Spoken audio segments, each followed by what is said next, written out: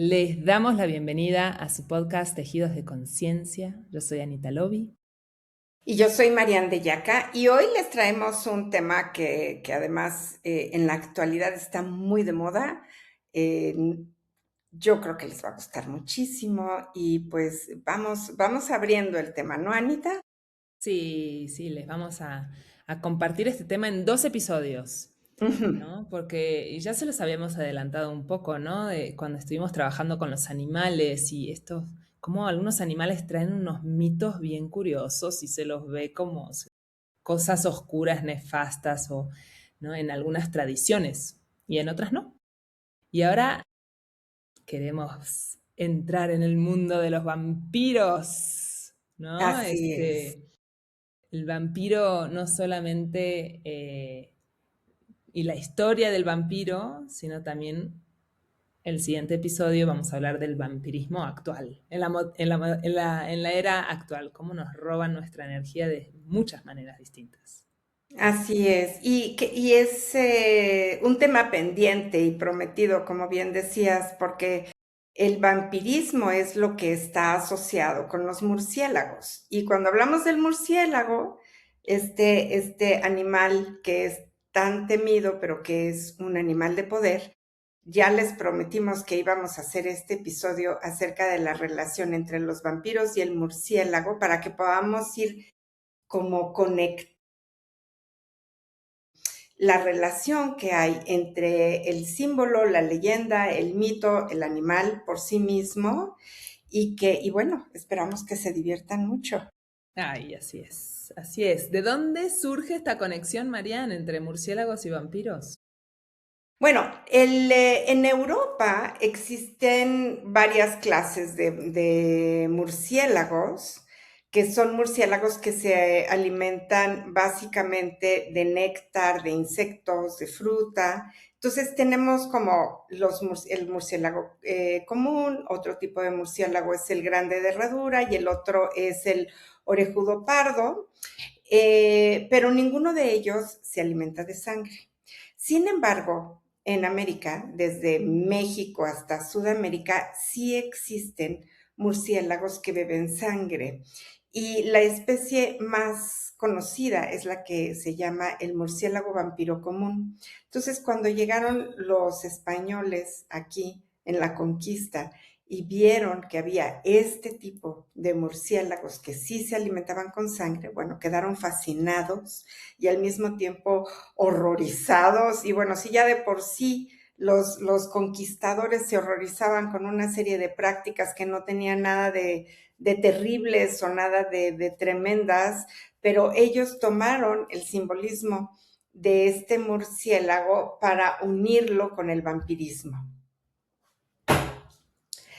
Entonces, pues así es como empieza esta mezcla. Tenemos que, ¿por qué lo relacionan de esta manera? Pues tenemos que los murciélagos pues son animales que salen de noche, que habitan en cuevas, están en lugares oscuros, que aparecen silenciosamente y tienen una apariencia que en muchas culturas se ha considerado desde misteriosa hasta como muy desagradable, ¿no? Que puede infundar temor. Estas características coinciden con la imagen folclórica del vampiro como ser de la oscuridad y de los mundos invisibles. Y ya después vemos que, bueno, hay toda una cultura alrededor de los vampiros en la literatura y en el cine. La conexión definitiva, pues sabemos que se consolida con la novela de Drácula, y en esta obra sabemos que el conde Drácula puede transformarse en varios animales, incluido el murciélago. Y más tarde, en todas las adaptaciones cinematográficas, reforzaron esta imagen hasta convertirla en un símbolo inseparable del vampiro. Pero el simbolismo más profundo del murciélago tiene que ver una perspectiva simbólica y espiritual, en donde, como veíamos en el episodio del murciélago, el murciélago representa la muerte y el renacimiento, la transformación profunda, el tránsito entre la luz y la oscuridad y la capacidad para orientarse en todo aquello que no conocemos. Y bueno, Anita, pues no sé, ¿qué más quisieras tú? Bueno, ahí tenemos toda una investigación hecha acerca de los murciélagos y de los vampiros. Entonces, vemos cómo en Europa, vamos a ver cómo toda la historia de los vampiros, toda la simbología de los vampiros y de los murciélagos, vamos a ver desde dónde viene, porque esto no es que haya iniciado en la Edad Media y en Europa, sino en muchísimas culturas ya se habla de seres parecidos a los vampiros, y vamos a ver cómo en algunos lugares puede ser un símbolo muy negativo y en otros lugares como en China, al revés, ¿no? Es un símbolo de buena fortuna, de prosperidad y de felicidad. Entonces vamos yendo como a la historia de los vampiros como un arquetipo universal. Ujú. Sí, esas leyendas vienen, pues, son muy antiguas, mucho antes de que surgiera este conde Drácula y ya el vampiro sea un ser de la aristocracia, ¿no? Además, ¿verdad? Eso me Sí, encanta, como la representación del vampiro es Drácula, que es todo un aristócrata, exacto, que se exacto, chupa la exacto. sangre. Sí, yo creo que eso fue para tener más venta de los libros, ¿no? Porque eran los que Sí, leían, porque en la Edad Media estaba más asociado a un campesino, ¿no? Pero después me imagino que también pues, es empezar a identificar pues, a la gente más lectora, a la gente quizás de una clase más alta, que, con más educación, también con este mito tan popular y que está presente en todo el mundo. Entonces podemos ver, por ejemplo, en la Mesopotamia se hablaba de espíritus femeninos como la Lilitu y la Lamashtu, eran seres asociados a la noche, que robaban la fuerza vital y la energía de los niños, ¿no? Para alimentarse. Entonces es como, eso es el vampirismo, ¿no? Y ujú, en Grecia también había figuras como Lamia y las empusas, que eran, las lamias eran monstruos con torso de mujer, qué interesante además cómo nos asocian a la mujer, ¿verdad? así, Y así. la cola, desde Adán y Eva, ¿verdad? También, pensando en las mujeres somos culpables de muchas cosas. De toda la historia de la humanidad, las mujeres somos las culpables. Sí. Caray. Entonces estas lamias tenían torso de mujer, cola de serpiente, que seducían a los hombres jóvenes para beber su sangre. Mm, Y las empusas, que eran hijas de la diosa Hécate, cambiaban de forma para devorar viajeros nocturnos, ¿no? Y sí. alimentarse de su energía.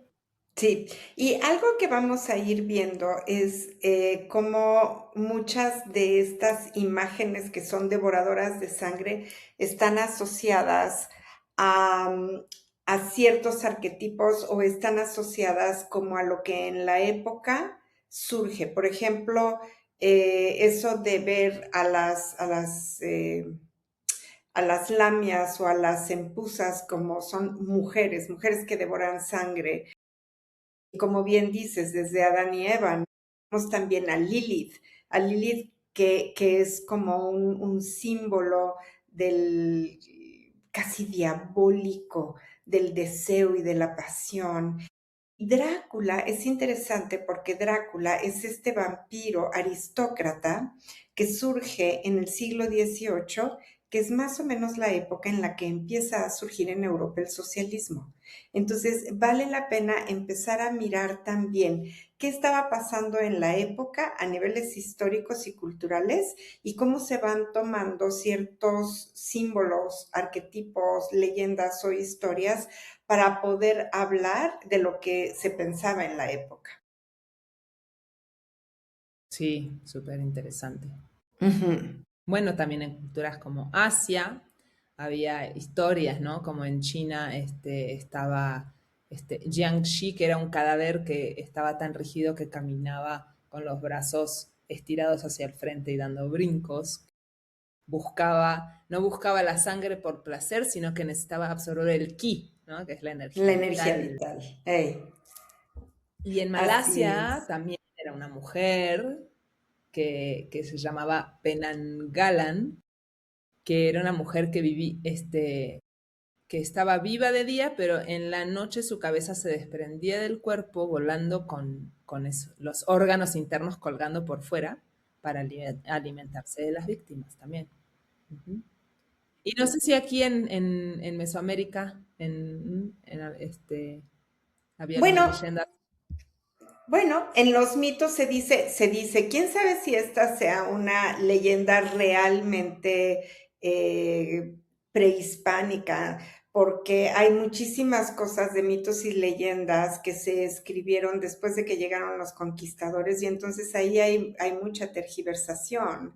Pero digamos, en estos mitos y en estas leyendas que se escribieron después de la conquista, pues sí se habla de una bruja que se transformaba para alimentarse de la sangre y de la energía de las personas.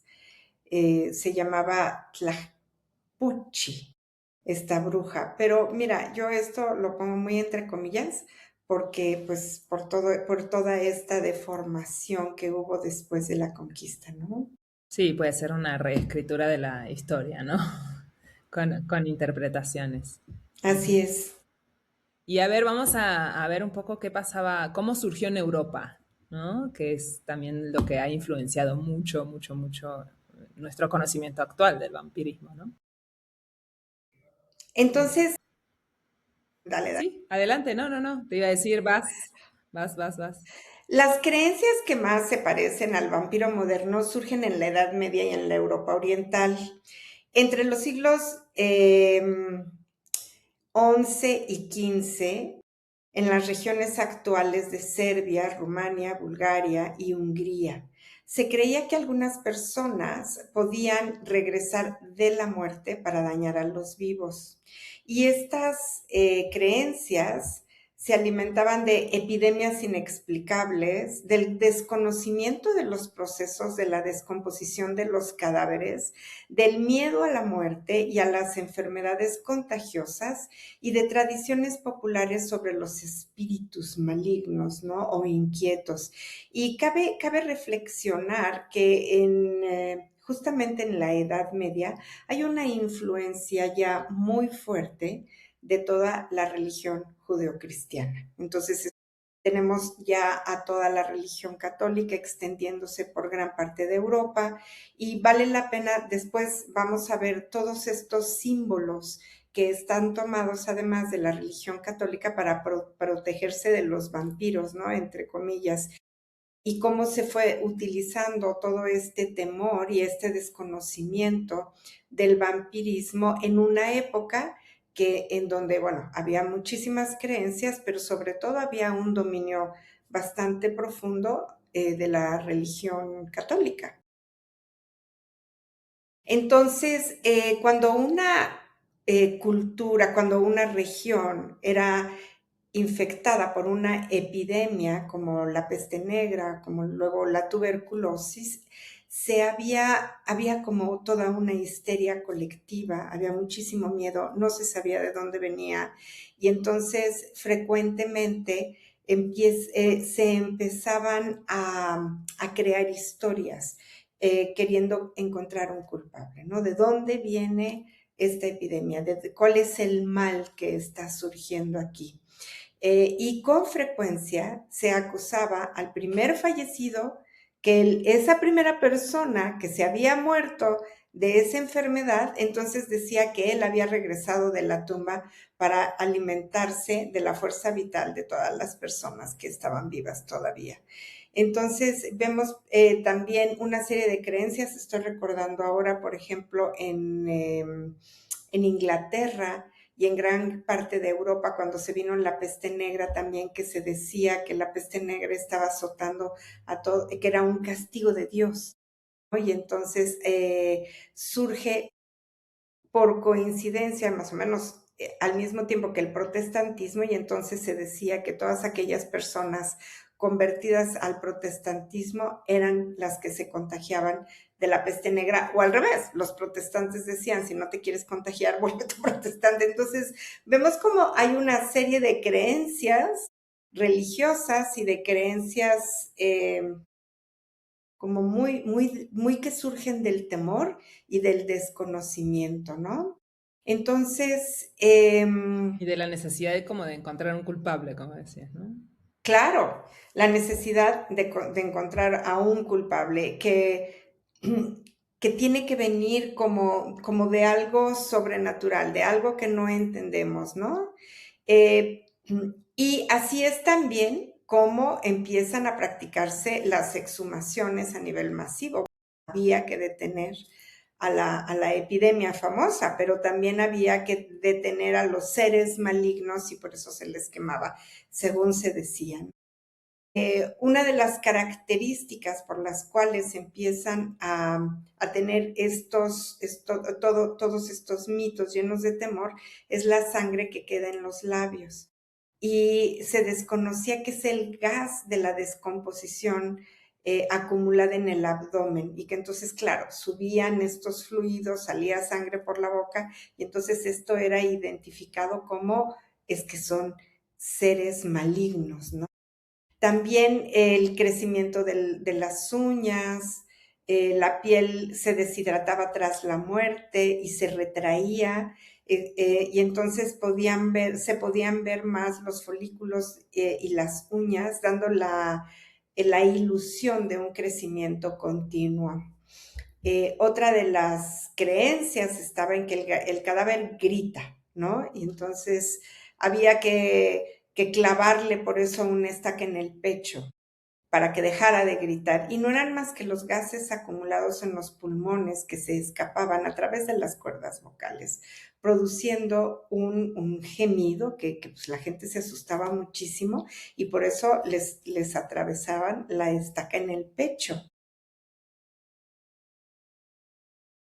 Se decía que al clavar la estaca en el pecho, el alma del muerto era liberada y que así se impedía que el alma o el ser maligno, el vampiro que estaba ahí adentro de ese cuerpo, pudiera seguir con vida, digamos. El cuerpo estaba muerto, pero la malignidad seguía ahí viva y por eso de ahí surge, ¿no? Este mito de clavar la estaca en el pecho. ¿Qué Y te bueno, parece que nos esto, platicas sí. ahora tú de las enfermedades que se alimentaron con todos estos mitos? Ujú, exacto, son más bien las enfermedades que ayudaron a crear el mito, ¿no? Que reforzaron cuando en 1720 Europa tiene una epidemia de rabia en Mm, animales y en humanos. Como el virus ataca el sistema nervioso central, provoca que haya espasmos ante el agua o ante espejos, un insomnio muy severo, una hipersexualidad, una agresividad incontrolable y una tendencia violenta a morder. Entonces, todos esos comportamientos fueron como otra excusa para hablar de eso, ¿no? Ya, ujú. ya es el Es vampiro, ¿no? Es el el ser maligno. vampiro. Es el ser maligno con una hipersexualidad y agresividad que te quiere morder y que no va a poder dormir, ¿no? Entonces sí, es bien interesante cómo estos son síntomas de rabia, Exacto. tal cual. Ujú. ¿Qué otra, Eh, Anita? ¿Qué otra? Bueno, tenemos otra, la enfermedad de Gunther, que es un trastorno genético muy raro, que lo que genera es una hipersensibilidad de la luz, Ujú. de la piel, perdón, a la luz del sol. Provoca quemaduras extremas, necrosis, destruye labios y encías, entonces quedan más expuestos los dientes, ¿no? Y como esta ilusión de que trae los colmillos del vampiro, ¿no? ¿No? Y además, históricamente a estos pacientes se les recomendaba beber sangre animal para compensar su anemia. Eso Mm. sigue alimentando la leyenda de que son los que beben la sangre. Ujú, exacto. Bueno, y ahí también el simbolismo, Mariano, de que beber sangre, pues es que beber energía vital. Después, bueno, también podía llegar a ocurrir que por desconocimiento eh, y por falta de tener procesos pues, más científicos de verificar un deceso real de alguien, provocaba que hay personas en estados de coma o en estado de catalepsia que las sepultaban con vida. Ay. Entonces se despertaban bajo tierra y empezaban en la desesperación a arañar los ataúdes, intentaban morder sus propias extremidades por desesperación y al Ujú, ser exhumados, tiempo después, se tomaban como si fuera esos rasgos, ¿no? Esos estragos que quedaban después de que estuvieran arañando y así, como la mm, evidencia demoníaca de que, mira, así estuvo intentando salir de su ujú, tumba el vampiro para venir a atacarnos a todos, ujú, ujú, ujú. ¿no? Exacto, exacto. Ujú. Y A ver entonces tú. tenemos que entre 1725 y 1755 ocurrieron varios casos famosos de supuestos vampiros en Europa Oriental, especialmente en Serbia. Estos relatos llegaron a Europa Occidental y provocaron una verdadera epidemia de vampiros. Incluso médicos y funcionarios investigaron algunos casos.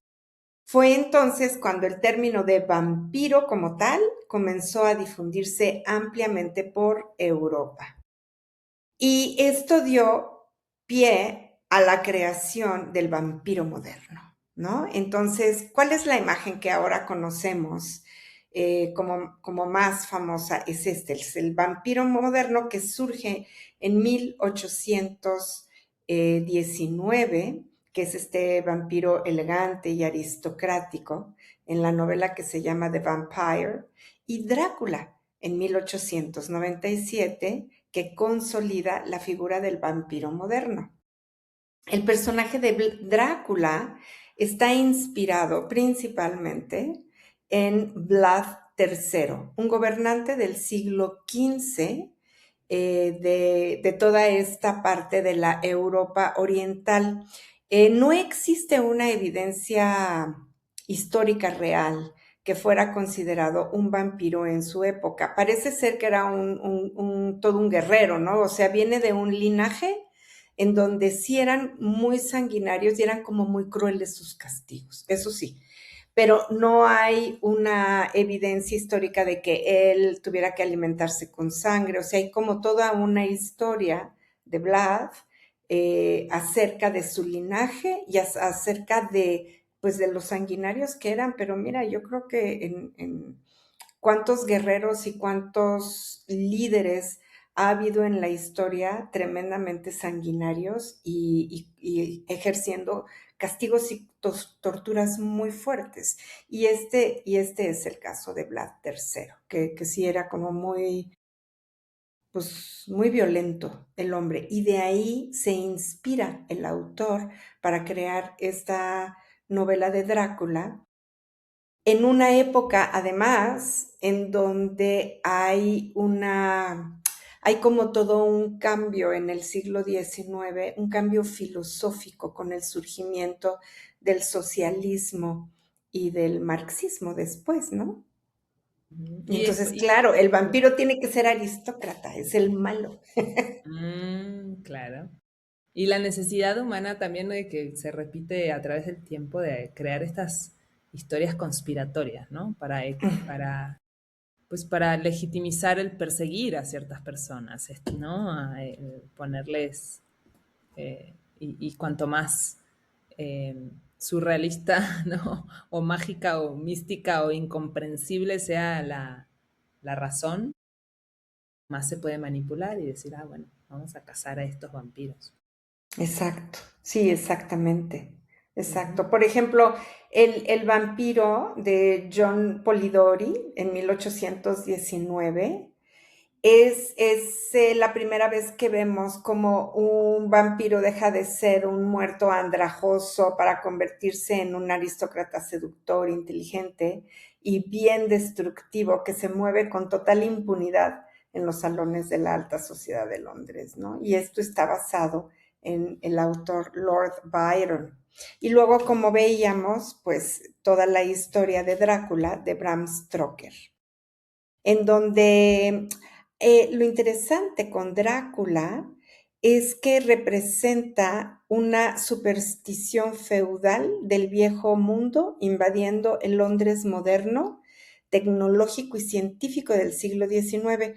Y añadiría yo aquí a toda esa transformación del siglo XIX también la nueva filosofía, porque empieza a surgir por una parte el socialismo y por otra parte también el humanismo. Entonces vemos cómo hay todo este cambio social, colectivo, económico y tecnológico, y entonces empiezan a darse estas historias de vampiros, y bueno, Drácula es la más representativa. Y después viene la novela de Anne Rice, que se llama Entrevista con el vampiro. Hay una película de ello también en 1973.